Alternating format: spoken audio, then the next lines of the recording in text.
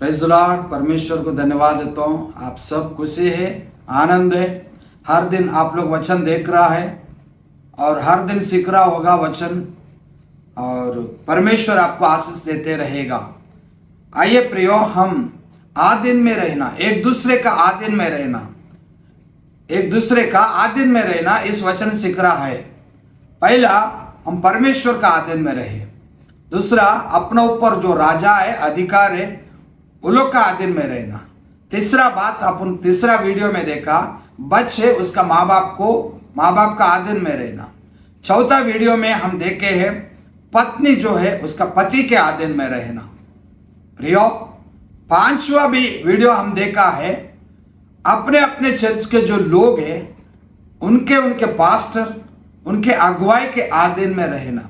परमेश्वर को महिमा हो। आज जो सीखने जा रहा है इस वचन के लिए हम आगे बढ़ेंगे। प्रियो, निर्गम पुस्तक 33 अध्याय 3 वचन को पढ़ेंगे।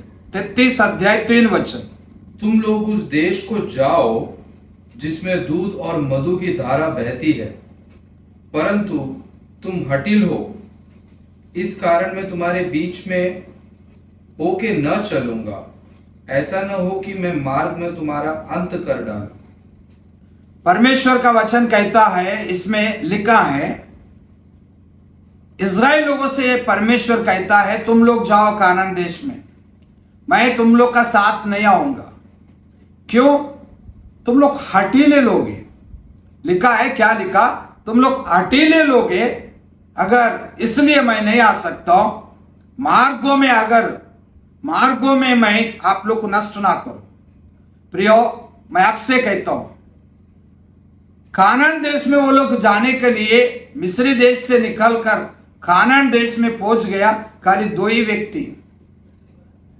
प्रियो, लाखों लोग मिस्री देश से निकलकर पहुंच गए, कितना? 2 ही व्यक्ति। क्यों? उतना लोग किधर गया? उसी जंगल में वो सभी के सब मर गया। हाँ, उनके बच्चे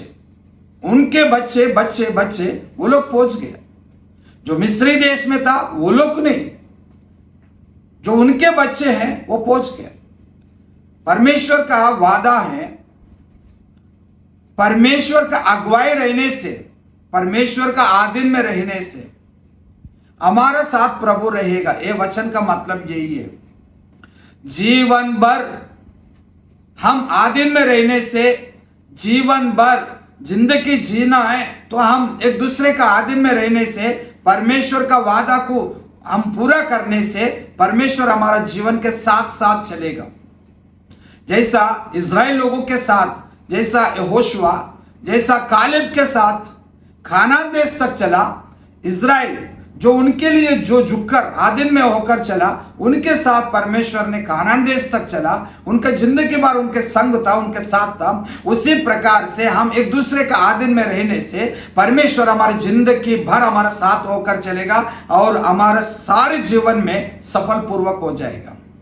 हाँ, हमारे साथ इसलिए नहीं आते हैं, हमारा संग इसलिए नहीं रहता है, हर एक काम में हमारे साथ परमेश्वर इसलिए नहीं रहता है, जय जीवन में हमारे साथ परमेश्वर इसलिए नहीं रहता है, हम अकेले हैं। लिखा है, क्या लिखा? हम अकेले हैं, इसलिए परमेश्वर अपना संग नहीं रहते। तो प्रियो, मैं आपसे कहता हूं, अकेला मन को छोड़कर एक दूसरे का आधीन में रहने के लिए आप आ जाए। प्रभु आपका जीवन भर आपका साथ रहेगा। और एक वचन हम पढ़ेंगे प्रियो, यशायाह पुस्तक 30 अध्याय 1 वचन से पढ़ सकते हैं। यहोवा की ये वाणी है, हाय उन बलवा करने वाले लड़कों पर जो बस परमेश्वर को महिमा हो। इसमें लिखा है, हाय जो बलवा करने वाला लड़कों के लिए, बलवा करने वाला लड़कों के लिए हाय। तो इसका मतलब ये है, बलवा मतलब हटीले, बलवा मतलब झुकते नहीं, बलवा मतलब आधीन में नहीं रहता है, बलवा मतलब एक दूसरे का आधीन में नहीं रहते। इसलिए हाय करके लिखा। हाय किसके जीवन में आएगा? हाय, समझ लीजिए इस बात को। हाय किसको लगेगा? जो बलवा करता है उनके लिए हाय। जो बलवा करता है उनके लिए है। बलवा मतलब ये है, हम परमेश्वर का वचन को, हर एक बात को आदिन में नहीं रहते, इसलिए हमारे जीवन में हाय के हम भोगना पड़ता है, हाय के हम भोगना पड़ते, तकलीफ को भोगना पड़ते हैं प्रियो। तो अगर हम सही ढंग से परमेश्वर का हर एक वादा को, हर एक वचन को हम आदिन में रहे, तो हमारे जीवन में खुशी खुशी खुशी आनंद परमेश्वर हमारे जीवन में देते रहेगा। परमेश्वर को महिमा। फिर एक बार आपसे कहता हूं प्रियो, हमारे जीवन का सफर में परमेश्वर हमारा संग चलने के लिए उनके साथ, उनके वचन के और उनके सामने हम बलवा करने वाला बच्चा जैसा नहीं रहना चाहिए, हम आधीन होने का बच्चा होना चाहिए प्रियो। आइए हम प्रार्थना करेंगे, बलवा करने वाला व्यक्ति जैसा नहीं रहे, हम प्रभु के आधीन में रहेंगे। हम छोटा से प्रार्थना करेंगे प्रियो। हे पिता परमेश्वर, धन्यवाद देता हूं प्रभु जी, इस वचन जो कोई सुन रहा है प्रभु, हर एक व्यक्ति प्रभु आपका वचन का, आपका बातों का, हर विषय का प्रभु आदिन में रहकर चलने पाए प्रभु जी। यीशु मसीह के नाम से हम प्रार्थना करते हैं, आमीन आमीन।